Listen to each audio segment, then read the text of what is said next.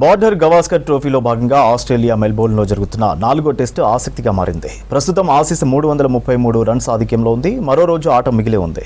డ్రాతో పాటు 2 జట్లకు గెలిచే అవకాశాలుండటంతో రేపు ఏం జరుగుతుందోనని ఉత్కంఠ నెలకొంది.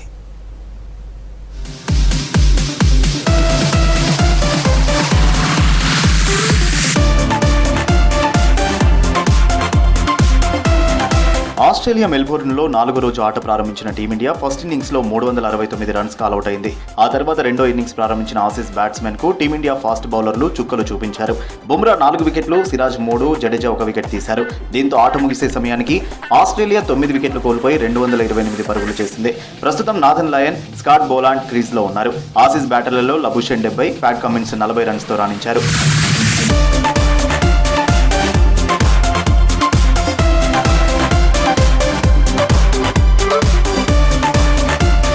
హెడ్ వికెట్ తీయడంతో బుమ్రా అత్యంత వేగంగా 200 వికెట్ల మైలురాయిని చేరుకున్న భారత్ బౌలర్గా నిలిచాడు. కెరీర్ 44వ టెస్ట్ ఆడుతున్న బుమ్రా కేవలం 8,484 బాల్స్లోనే ఈ ఘనత సాధించాడు. ఆటకు రేపు ఒక్కరోజు మిగిలి ఉంది. భారత్పై 333 పరుగుల లీడ్లో ఉంది ఆస్ట్రేలియా. ఈ మ్యాచ్లో రోహిత్ సేన గెలిస్తే 96 ఏళ్ల రికార్డు బద్దలు కానుంది. మెల్బోర్న్లో 1928లో 332 పరుగులను ఛేదించి ఇంగ్లాండ్ విజయం సాధించింది. భారత్ గెలిస్తే ఈ రికార్డును అధిగమించే అవకాశం ఉంది.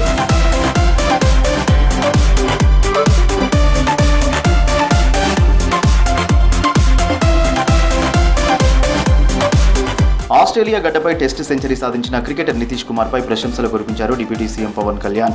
భారత్ నుంచి అతి చిన్న వయసున్న క్రికెటర్గా చరిత్ర సృష్టించారన్నారు. ఐకానిక్ మెల్బోర్న్ క్రికెట్ స్టేడియంలో అత్యంత ప్రతిభ కనబర్చారన్నారు. మరెన్నో ప్రపంచ రికార్డులను సాధించాలని ఆకాంక్షిస్తున్నట్లు ఎక్స్లో పోస్ట్ చేశారు. ఈ సిరీస్లో భారత్ ఘన విజయం సాధించాలని కోరుకుంటున్నానన్నారు పవన్ కళ్యాణ్.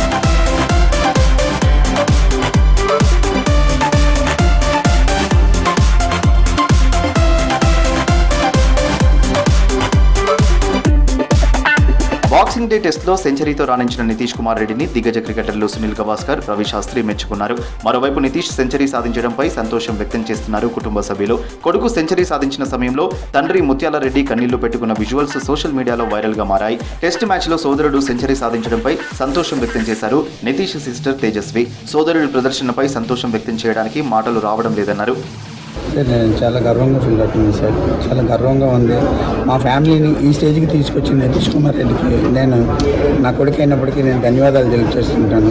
ఎందుకంటే ఎక్కడో మారుమూల ఒక గ్రామం నుంచి ఈరోజు ఆస్ట్రేలియా తీసుకొచ్చి ఆస్ట్రేలియాలోనే మాకు ఇంత ఈ స్థాయిని చూపించినందుకు నితీష్ కుమార్ రెడ్డికి నేను థ్యాంక్స్ చెప్పుకుంటున్నాను. మా అబ్బాయికి నేనే థ్యాంక్స్ చెప్పుకుంటున్నాను.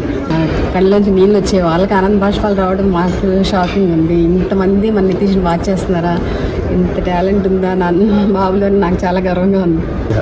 Of course, we feel very proud. As a family member, I can't even express my words like how the day was went yesterday for us. We are all very happy. We are all proud.